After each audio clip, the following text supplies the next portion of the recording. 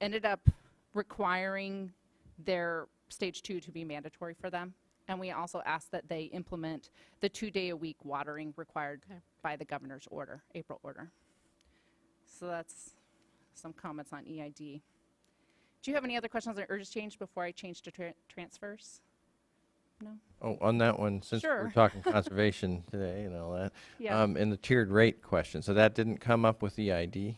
I don't believe so. We use their drought plan as the basis for our term that we came up with, and I'd have to look at it, but I don't remember it having the tiered rates within it.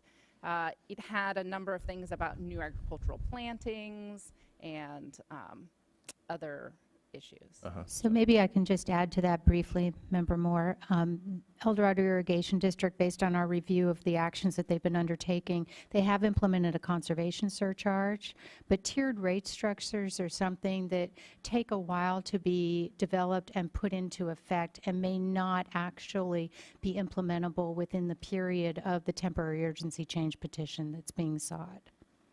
Yeah, and then the question might be, you know, to what extent do we want to get a process underway as a condition of these orders on a case-by-case basis?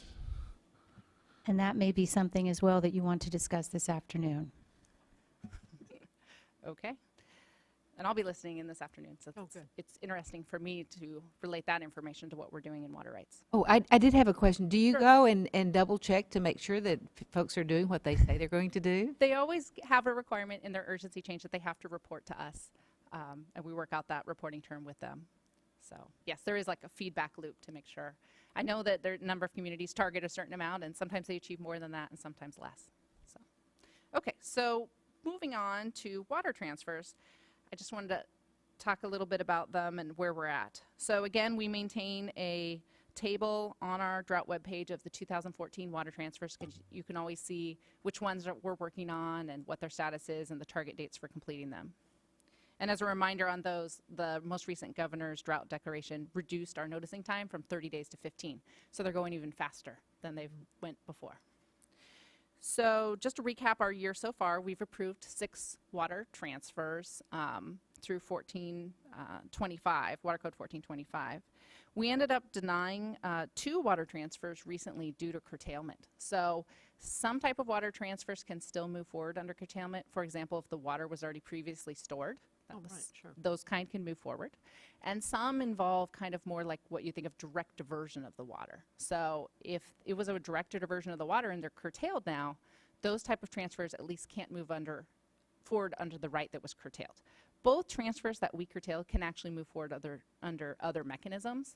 Both of them involved settlement contracts with Department of Water Resources, and so they were able to use stored water or pre-14 water. And one of them I'll mention at the end because it's still going through us under its other water right. So we have 4 water transfers pending. All 4 water transfers have received comment letters, and the notice period ended for 2 of the transfers. The first one was a transfer from South Sutter Water District to several state water contractor agencies. It involves 10,000 acre-feet of stored water from the Bear River watershed. And the second transfer is from Placer County Water Agency to Westlands Water District, involving 35,000 acre-feet of water, stored water again, in the American River watershed. So the other 2 transfers that we're still processing are in noticing, with the notice period on both closing on June 23rd. The first is a transfer that was filed by the Bureau of Reclamation, but for Contra Costa Water District. And it will transfer water to Alameda County Water District. It involves 5,000 acre-feet of water in Las Vaqueros Reservoir. The source of that water is stored reclamation water. So again, it's not affected by curtailment. The second transfer was filed by Department of Water Resources for the Garden Highway Municipal Water District, and that is to transfer to San Luis and Delta Mendota Water Authority, involving 6,600 acre-feet of water previously stored in Oroville. And that transfer by Garden Highway was one of the transfers we had to deny, but it's moving forward now under Department of Water Resources water rights. So that's just a broad overview of where we're at with transfers and urgency changes. And if you have no questions, I'll I'll switch you over to John. Sure. And I'll turn this on. Morning. Good morning. I'm going to give a short presentation on the water right curtailment activities that we are continuing for the Division of Water Rights. Let me get this clicker to work. Oops.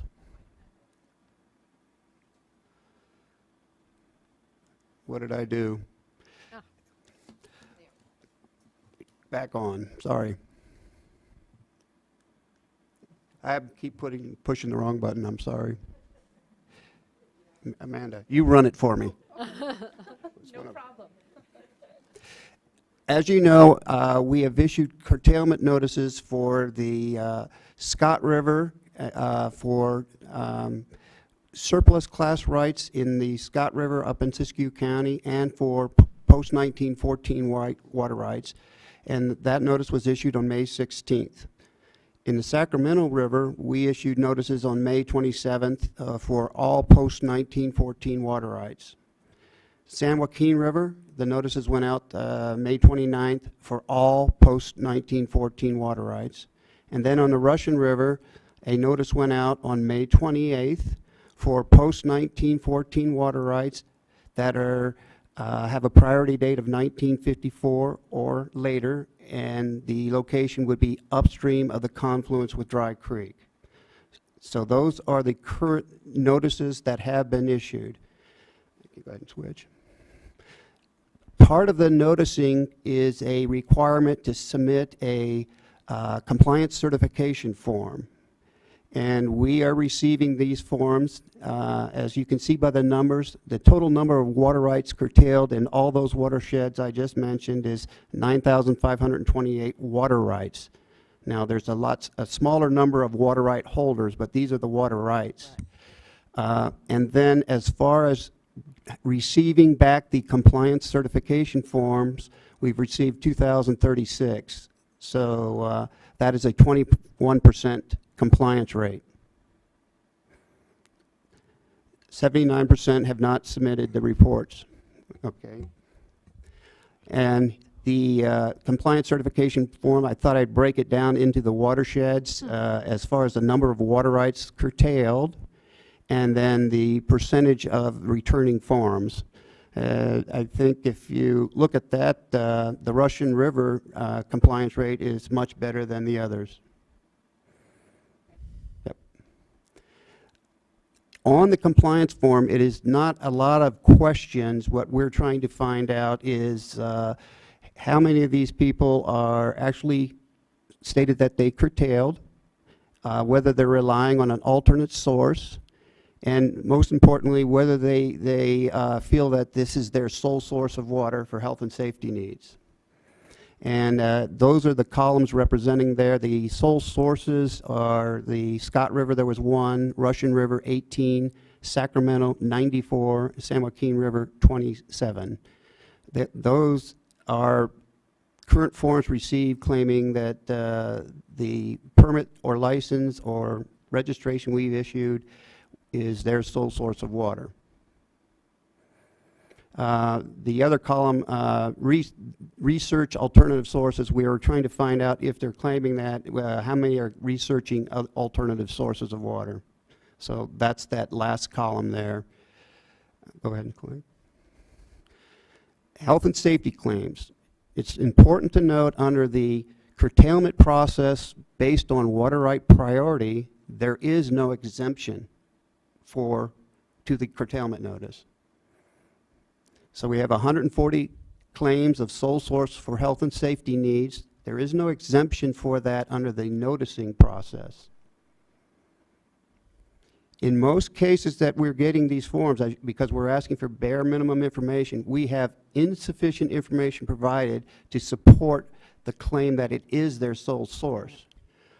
So what we are doing is going to be sending these parties a letter asking for the additional information that supports their claims, including what type of conservation they are invoking, what alternate sources they have looked into and why it may not be available. Some may be that the cost is too high, it may be unreasonable, not locally cost effective. So we need to Right. ascertain that kind of information on these aspects before we can even consider discretion in our enforcement activities. Field investigations to check compliance, we have started inspections. We are out in the field. In all cases, our staff is contacting the diverter to schedule the inspection. We do not enter property. The inspections are prioritized based on the size of the diversions, the allowable season. We want to make sure that we're looking at people that have the season of diversion that is Right. now. Right. The geographical location, and then also flow conditions. We are looking at flow conditions in these watersheds and where we see potential depletions that are occurring or possible collections of water. And then we're also looking at the responses. No responses, we Going to be may a higher priority than we those may res- prioritize that higher. Right. So if you get calls from someone saying your staff is out inspecting, that is correct. Okay. Additional curtailments that we are looking at. We're continuing to look at Russian River. The supplies in the Russian River, both Lake Mendocino and Dry Creek, are releasing stored water. The natural flow is turning very minimal. There's still Eel River water import. So in the Russian River downstream of Coyote Dam, all the way to Gurnsville, I think the flow is ranging about 100 and some CFS at max. And there's sections where it gets lower and then increases based on some tributaries that are still running in that watershed. That is leading us to the conclusion that there may not be natural flow available in the near future under riparian right claims. And then downstream of Dry Creek confluence, we may need to curtail additional post-1914 water rights.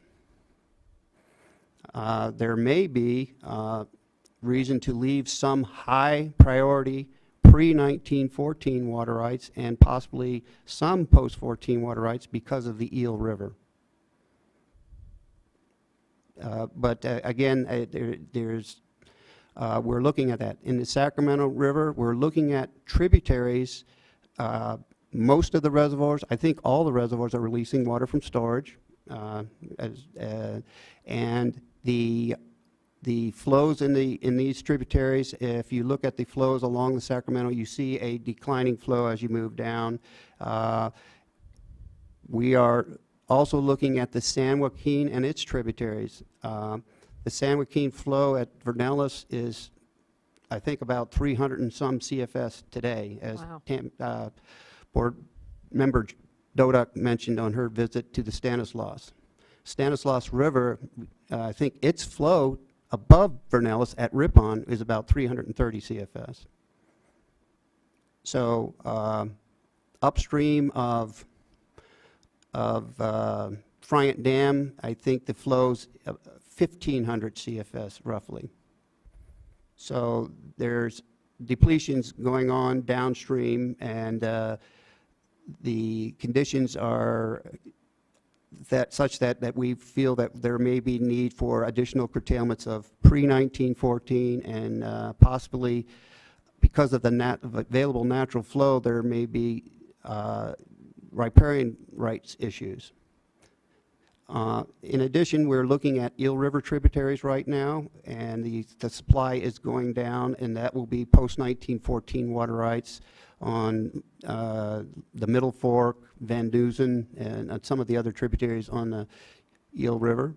Salinas River, we're also looking at because the flows are minimal, but there's a underflow that is in that river, and we're trying to ascertain whether we should be curtailing. So we're contacting stakeholders in that watershed to see if the downstream highest prior right holder who is releasing water from storage feels a curtailment it would be necessary to protect their storage releases.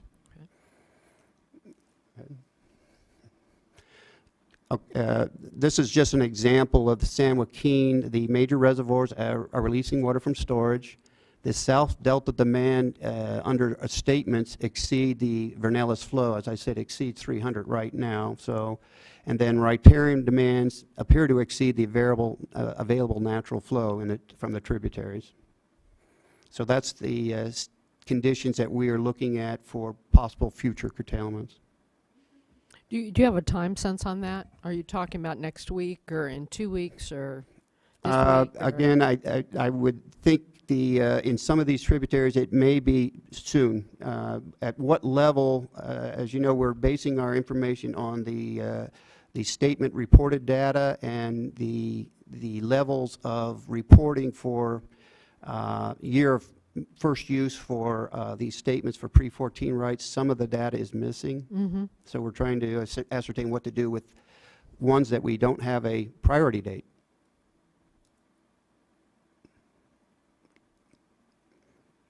And that concludes my presentation. Do you have any questions? Thank you. Questions? Great. Thank you for the very thorough update and all the incredibly hard work that you all are doing. Appreciate it. We have one comment card. Pam Tobin, Director of the San Juan Water Agency. Thank you for coming. We know you're in a challenging situation. Sorry to keep you waiting.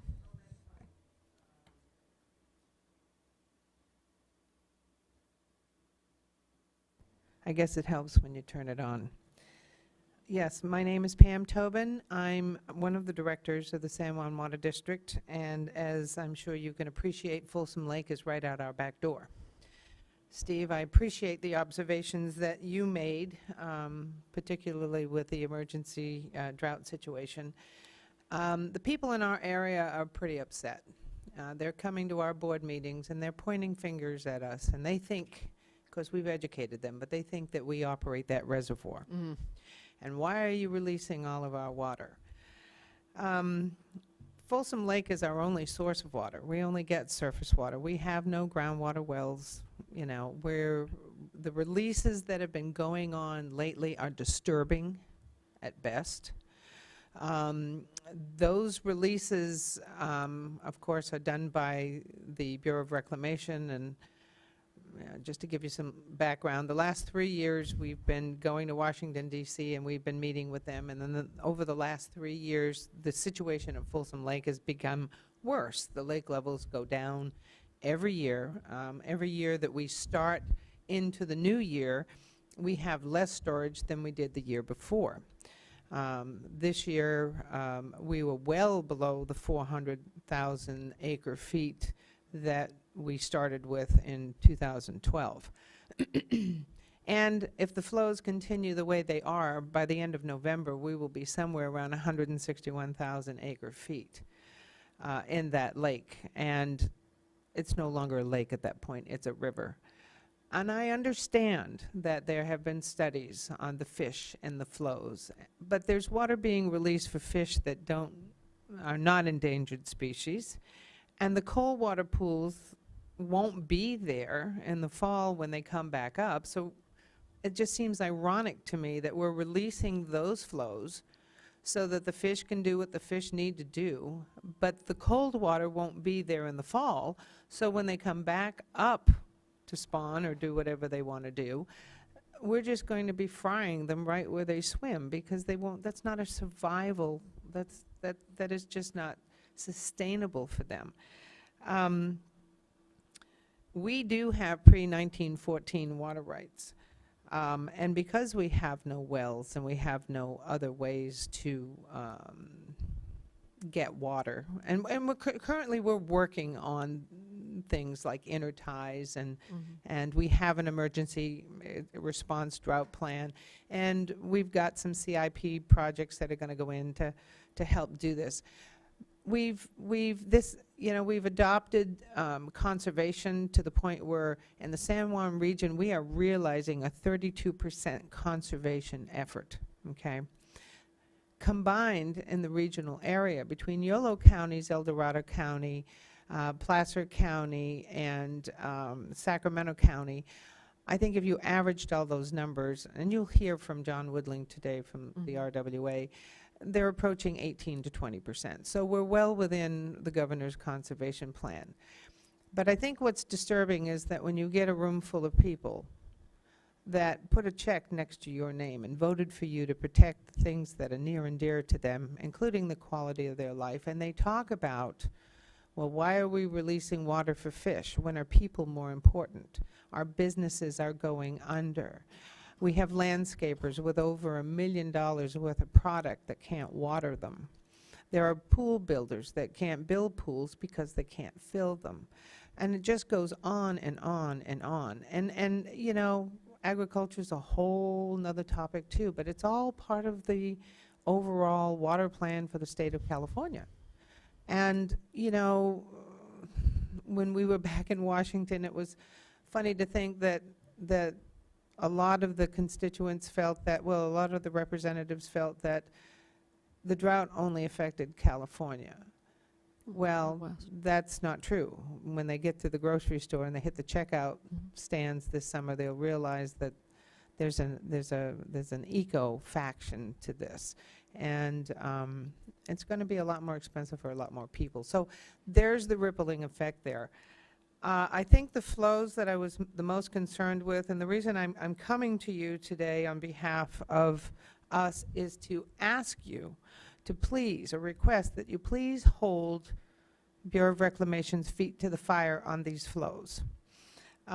Simply because at this point they're on target, but last Friday they increased the flows.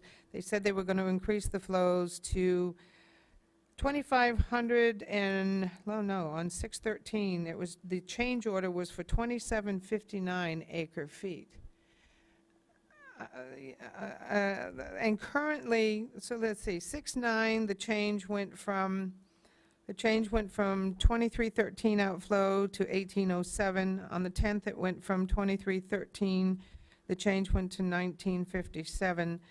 On the 11th, the flows went from 2,026 to 2,364. On the 12th, they were 2,193, but they were changed to 2,120. So, you know, the flows currently for the month of average are on target.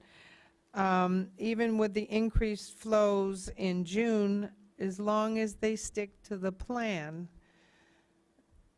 you know, we're on target, and that's what I'm coming to you for. Please have them stick to the plan.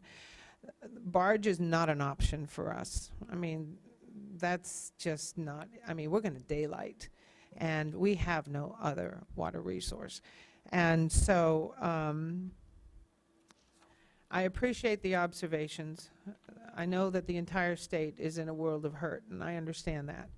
But Folsom Lake is very important to us, and I would just like to see consideration given to people, and not disregard the fish, but they have been doing the studies, and they know the impact. They know the percentage of the impact on the fish. I don't know that anybody has studied the percentage of the impact on the people of this region, and that's what I'm here to represent. Thank you. Oh, and one more comment. I know that there's been discussion about the carryover storage alternative for this region, and currently we are developing, and hopefully we'll be able to provide better water supply reliability for the people and the fish in future dry years, but it won't apply to this year and this coming winter. And for this year, we simply just need good planning, and so we need your help with that. Thank you. Thank you. Tom or Karen or Michael, do you want to comment on that? We did follow up after the meeting to try and figure this out.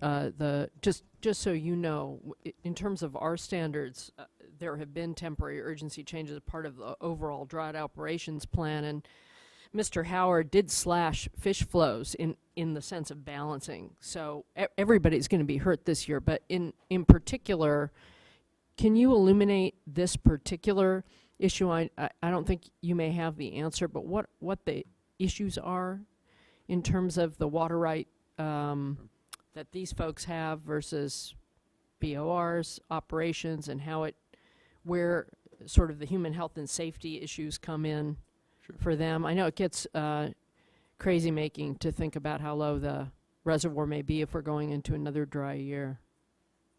Yeah, I guess the first observation I'd make is that the principal purpose that for releases at this point are salinity control in the delta. It's not fish anymore. To meet ag standards. They aren't fish and wildlife standards per se. So most of the fish and wildlife standards are at the end of their period for this season. And like I say, the ag standards start taking over. I think they're probably meeting the revised Edmonton standard at this point is what's controlling their operation.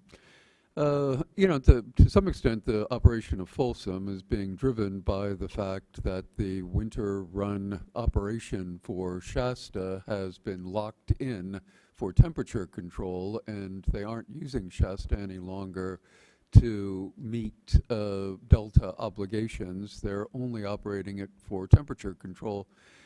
And the consequence of that is that, of course, the water rolls downstream, but they aren't raising the flows out of Shasta to augment delta outflow. Instead, they're relying more on Folsom for that purpose.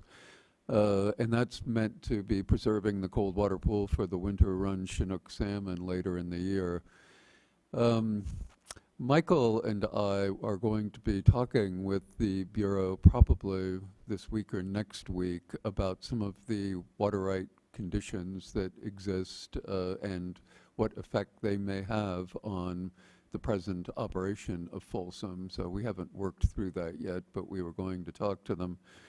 The Bureau, in my discussions during the time we were making the drought operations plan, the Bureau was, certainly fully cognizant of the need to maintain adequate storage in Folsom at the end of the year because of the fact that these communities rely on Folsom for a drinking water supply. So the drought operations plan is meant to be able to ensure that there will be water through the rainy season. But quite honestly, the whole thing is kind of on the edge, both the operation of Shasta and Folsom. There's not a lot of wiggle room here. And so, as the speaker said, it's really critical that they stay on the plan they have. Moving later in the year, there might be a need to do more with respect to delta outflow if that becomes problematic with respect to, operations of Folsom and the need to meet flow requirements. And so we might have to be doing more temporary urgency change petitions and perhaps further relax ag salinity standards. But certainly we and the Bureau will be keeping an eye on the issue of adequate supplies for the Sacramento area out of Folsom. I'd like to ask the speaker, did you realize that these outflows are for salinity control primarily now? Yes, yes, but Folsom has a lot of straws in it, and it is a first responder for all of these other emergencies too. And up until it's always been that the Bureau of Reclamation has their Hail Mary. We're praying for rain, and we got our miracle March, but as quickly as it came in, it went right back out again. And with what happened last Friday with them doing the increased flows and not noticing anybody, I mean, we've been told, yes, you're a stakeholder, you have a place at the table, go back to Washington, D.C. every year, and they confirm that. But it kind of is reminiscent of when I was a child, and my mother would say to me, "You're going to do that, right?" And I say, "Yeah," and then I could do whatever I wanted. So that's kind of the scenario that we're worried about, and that doesn't really breed any confidence or trust. So that's the other reason I'm here. But yes, I understand, I also sit on the Regional Water Authority and the Sacramento Groundwater Authority. I get the whole picture. I just wanted to focus that down to the needs of the area as it relates to us and the operation of Folsom Reservoir. But thank you very much. Thank you. Hey, I have a one- question. Oh, yeah, sure. So, and I suspect that you didn't come prepared to talk about the details, Mr. Howard, but the one thing that's unclear to me with all the numbers that you provided, so far, have they followed the plan, the Bureau? My understanding is yes, but I, haven't been tracking that on a day-to-day basis. Well, here's what brought the Okay. panic. Just before we got the March rains, we were told that USBR was going to be operating the dam at 500 CFS, okay? Then it went to 750, then it went to 1,000, then it went to 1,250, then it went to 1,500, and now we're up to 2,000. That's the projection. So you can see how that panic is progressing through the community as they watch this lake becomes a river and realize that this is their sole source. Right, I can understand why you'd be concerned. I would just suggest, in the event that there are any changes, that you be involved in the process. Absolutely. Yeah. And that's what we're hoping you will encourage them to keep doing for us, because like I said, when you get these little surprises in the middle of the night, for instance, we're at this board meeting and the auditorium of the school is packed, we're reporting on what Reclamation is telling us that they're releasing, and there is an individual in the audience that is very tech savvy, and he's on their website and he says, you guys are full of malarkey, because here is what they are releasing, which was the 1250. So it's like, okay, this is just not cool. You gotta, if we are stakeholders, you need to keep us informed. Let's collaborate together. We're doing our part in this community. I mean, we understand the urgency, and we're not doing anything that we're not being asked to do, and then some, because the response from our community has been absolutely amazing. I mean, 32.3%. Oh, that's great. That is, I mean, how much more can you ask from them? So I appreciate the support, and I hope that that continues. Thank you. Thank you. If you want to Okay. stay, we have one more brief item before we break, and maybe you can talk Sure. with our That's Thanks. right. team. Yeah, and I wanted to check in with Mr. Howard real quick. Is the real-time drought operations team continuing to meet? Is that a forum where we have regular interaction with the Bureau of Reclamation and can speak to these details on a regular basis? And I will speak with our representatives there to make sure this issue is discussed further. That's good. So I just wanted to communicate that we're committed on a very regular basis to communicating with them and working with them, the Bureau that is. And also take the opportunity to, again, as I said in my report, but to acknowledge specifically the San Juan Water District and their mandatory restrictions you've implemented. It takes a lot of courage to do that from you as a board member, and I just want to acknowledge you as a partner in taking on this drought challenge here in the state of California. Thank you. All right.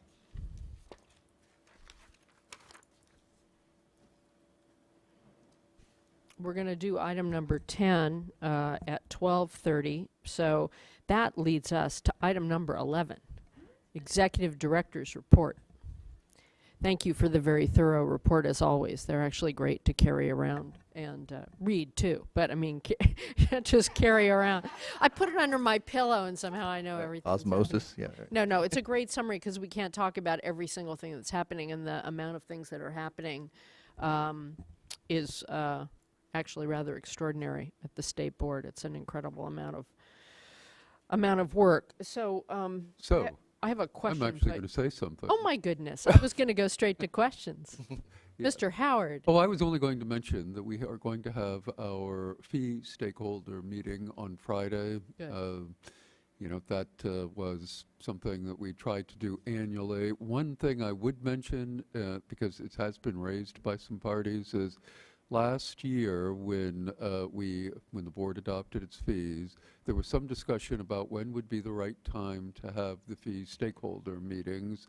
And at that time, I said we'd certainly look into the issue of doing them sooner, because people were complaining that they were finding out in June or July that there were going to be fee increases and that they hadn't planned for them. And so we didn't do the meetings earlier this year. We did check with Department of Finance, and they felt that that sort of activity should be handled through the Legislative Budget Committee process. If people have questions or concerns, that they should be brought forward at that forum as budget changes are discussed.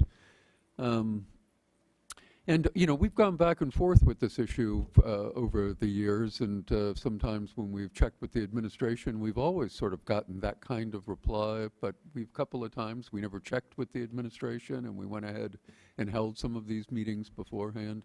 So in any event, I just wanted you to know that we certainly remember what the discussion that we had, and we checked on it, and it just seemed like this was the best way to proceed. So I'll be sending the briefing packages to you today, I think, which will be what we're going to hand out on Friday. And if you have any questions, let me know. I think this might be a good time for me to report that I've been meeting with some of the ag stakeholders, and one of the reasons I favor stakeholder meetings that we hold is that some of the sectors might have some creative ideas about how to reconfigure things. Of course, the groups I'm working with would like to see reductions. But beyond that, looking at, for example, with respect to dairies, we have a credit if they're involved in the dairy quality assurance program, and there might be some ways to put a cap on the credit. And I don't really want to, I don't want to say much more than that, because once we run through the numbers, it may not be that attractive after all. But that's just an example of, a creative approach to maybe ease the burden on certain individuals in the sectors. So regarding that issue of actually reconfiguring the fees, we have always been perfectly open to having that discussion at any time. There's the question of are the fees properly configured? And there's also the second question of, okay, this year's budget requires a raising of fees in general. It's the second question that's that I think we find a bit problematic talking about before the budget has actually been executed. But we talk about reconfiguration of fees whenever we're requested to. In fact, last year, we were directed by the board to speak with the dairy folks, and we did put a group together and had a number of discussions about dairy fees. And at the end of it, I think the general consensus was, well, they didn't have any better ideas. We did, at that forum, discuss the issue of capping the QAP reduction, that the quality assurance program reduction. And I believe that the general consensus, as I recall it, was that they were not supportive of capping the quality assurance program fees. We, on the other hand, still think it has some merit, and so we are going forward with the stakeholder meetings with this as a proposal to hear further commentary on it. But and something we wanted to discuss with the board, but like I say, it was discussed with the stakeholders to date, and I don't think there was much support for it, for any change. Of the ones that we were talking with, of the dairy, groups. and of course, I think putting it out hopefully will bring in some additional input from folks that aren't up here in Sacramento all the time. Yes, and that's kind of the thought of why we're still discussing it, because there is this question of the people who actually come to these stakeholder meetings generally represent the large parties, and they benefit from that overall. When is this going to happen? I don't have it on. Friday is when we're going to have our first discussion with the fee stakeholders, and all of them. Well, it's a 2-3 hour meeting, and we go over the whole budget plus any changes that we think are needed in fees, and our recommendation as to how to go about doing that, and then we will take that and either do further workshops or, depending on what we hear, we generally bring it to the board at the September board meeting. And what time will that be? Is there a call-in number, or I won't be here on Friday, I but will send it to the board please, members. thank you. Great. Thank you, Tom, for your report. I just want to take this opportunity to renew a request I've made with respect to fracking, and specifically our charge under SB4 for groundwater monitoring program criteria and all that. I know that, everything depends on the budget and July in terms of getting the resources to do the activities under SB4. But again, I will renew my request that at some point we have either a board informational item or workshop or something to discuss what staff's plans are on moving forward with developing these criteria in a very short time frame, and also the groundwater monitoring program as well.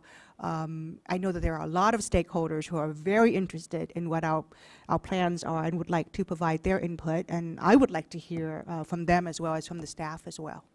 So I'll give you two short updates. We'd be happy, and we'll plan on early in July, the first or second meeting, to do a update on the whole process of where we are and where we're going. We are also in the process of putting together a workshop for early July. It'll likely be in Bakersfield, I think, because that's where most of the activity is, and we want to be where they are, to hear from stakeholders and to explain our process for developing the groundwater criteria, both for the responsibility of the operators and for the regional groundwater monitoring that we will be doing. Will that be a board workshop? We are planning to make it a staff workshop with the board members invited. We want to make sure that we don't box ourselves into a where we're inadvertently creating a Bagley-Keene issue with our what I call it. Yeah, it's not advisory committee. That's why I was trying to get away from that term. It's we are consulting with experts, and we want to make sure that we don't turn that into, by mistakenly describing it the wrong way, into a advisory committee to the board, which has to meet all of its activities in public. These folks need to be able to talk to each other about the scientific issues related to it. But the stakeholder process is going to be totally transparent and open to the public, and we will be having that kick off in, as I said, in July. I don't have the date off the top of my head, but we will have all that information. We are very cognizant of the schedule of 1 year to bring back to the board. So our plan is to have the Lawrence Livermore working with us to develop a report with the scientific community, with input from the stakeholders to us by January, and then we will turn that around to some sort of a public noticed criteria, the vehicle for which I'm still working with legal on what we call it, so that it is to you all by June. It's a very tight time frame, but we also will be having a contract. We're discussing a contract right now for technical support for us to help move that along. Thank you. Well, I look forward to the item in July. Before you know it. Anything? All right. Just one quick question, and Fran may know the answer. Yes, it is, but it's in the wrong location. I've been thinking a lot about how we've been, 24/7 on drought response and drinking water, but can we have an update on climate and resilience? Because there's so much of what we're doing, whether it's even the stormwater strategy, the wetlands policy, et cetera. It doesn't have to be in July, but Yeah, and I would we just were love an update on across our programs what we're doing with respect to I climate think at the resilience. last meeting, we said we were going to have an update on the AB 32 scoping plan recommendations for water and for water-related activities. There's an agriculture chapter. There's a chapter on forests. There's a chapter on a number of areas. And so I think Or has that been scheduled? We were waiting, as you know, the staff working on climate issues have been Oh, we're doing this. a little bit overtaxed and Right. involved in this afternoon's item. We will get that on calendar, though. There was a call with the regional boards a few nights ago, and so there's certainly some information that we will want to discuss with all of you. Great. So we can integrate not just the scoping plan, but resilience stuff too. Okay. I just wanted that on deck. All right. Well, thank you. We will adjourn, unless I've forgotten something, we'll adjourn until 12:30.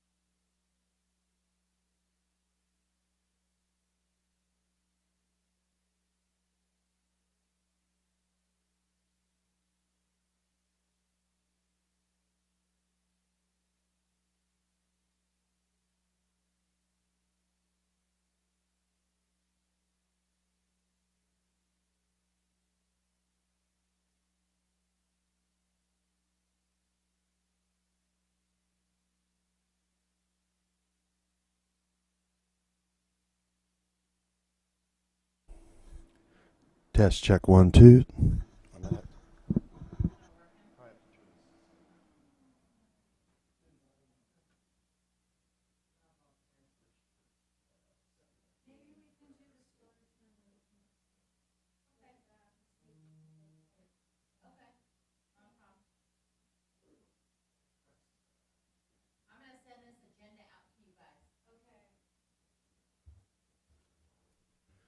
Test 1, 2. Test 1, 2. Check.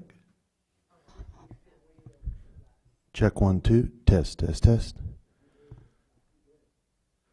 Is it about in the middle? Do you want to turn the gain up? Oh, okay.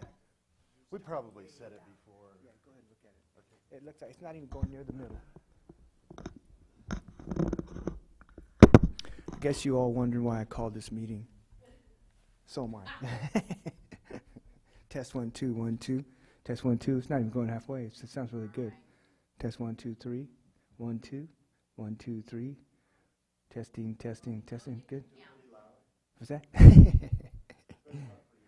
If I talk this loud, then we need to be putting more insulation on the walls because it's going to start bothering the people next door. Be done. It's not even halfway, It's not even halfway. So it's, yeah. Okay.